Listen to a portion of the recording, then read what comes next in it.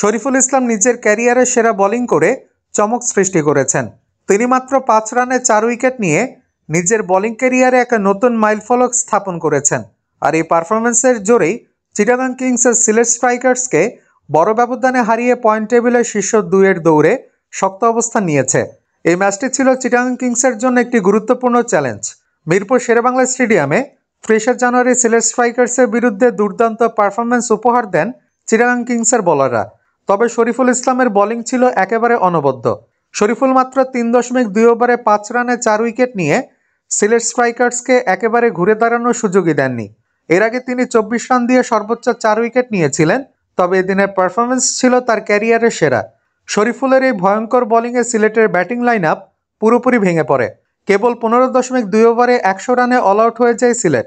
Match শেষে শরীফুল বলেন, এটি আমার ক্যারিয়ারের সেরা বোলিং পারফরম্যান্স।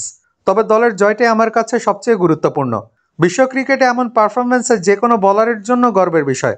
তবে শুধু শরীফুলই নয়, তার সঙ্গে যোগ দিয়েছেন খালেদ আহমেদ, আর যিনি 3 ওভারে 31 রান দিয়ে নেন সমান 4 উইকেট। এই দারুণ বোলিংয়ের জন্য সিলেট স্ট্রাইকার্সের জন্য কোনো পথ খোলা ছিল না। এছাড়া চিটাগাং কিংসের ব্যাটিংও ছিল একেবারে পরিকল্পনা অনুযায়ী। পয়েন্ট টেবিলে শীর্ষ 2 অবস্থান শক্ত করতে চিটাগাংকে যে জয়টি দরকার ছিল সেটি তারা অবশেষে পেয়েছে। তবে ম্যাচের শুরুটা ছিল চিত্তাকর্ষক নয়। চিটাগাংয়ের ওপেনার পারভেজ হোসেন ইমন প্রথম ওভারে শেষ বলে মাত্র 1 রান করে আউট হয়ে যান। এরপর গ্রাহাম কার্কও তার নামের প্রতি সুবিচার করতে পারেননি। কিন্তু তারপর ক্রিজে আসেন মোহাম্মদ নাফে এবং মোহাম্মদ মিথুন, যারা সিলেটের বোলারদের বিরুদ্ধে নিজেদের প্রতিরোধ গড়ে তোলেন। নাফে এবং মিথুনের জুটি একসময় সিলেটের বোলারদের বেশি চাপে ফেলে। নাফে 30 বলে 52 রান করে ম্যাচের মোড় ঘুরিয়ে দেন। একদিকে মিথুন 38 বলে 52 রান করে দারুণভাবে ম্যাচের জোরালো উপস্থিতি জানান দেন। দুজনের মধ্যে 51 বলে 94 রানের অংশীদারিত্ব গড়ে ওঠে। এটি ছিল একটি শক্তিশালী জুটি যা চিটাগাংয়ের দলের জন্য দারুণ ভিত্তি তৈরি করে। তবে হায়দার আলী এবং রাহাতুল ফেরদৌস এই ম্যাচে সুবিধা করতে পারেননি। তাদের অভাব পূরণ করেন শামীম হোসেন ও খালেদ আহমেদ। চিটাগাং কিংসের ইনিংসে শামীম এবং খালেদ 30 বলে 61 রান যোগ করেন, যা দলের পক্ষে বড় পুঁজি তৈরি করতে সাহায্য করে। শামীম 23 বলে 38 রান করেন, আর খালেদ 13 বলে 25 রান করে ম্যাচের শেষ দিকে রান তোলেন।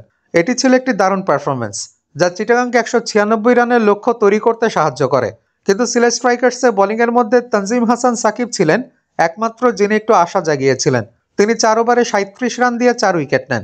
এছাড়া রুয়েল মিয়া এবং সামিউল্লাহ শিনোয়ারি 2টি করে উইকেট নিয়েছিলেন। কিন্তু তাদের এই ত্যাগ সিলেটকে জয় এনে দিতে পারেনি।